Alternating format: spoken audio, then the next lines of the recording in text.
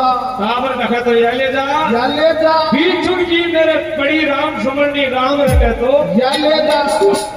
और 12 पण को पड़ियो पतंग को तेरी पामड़ी को सीधी करे तो या ले जा अरे खेती को काम करे तो ढूंढो सो मेरे बंधन आदि हो हाँ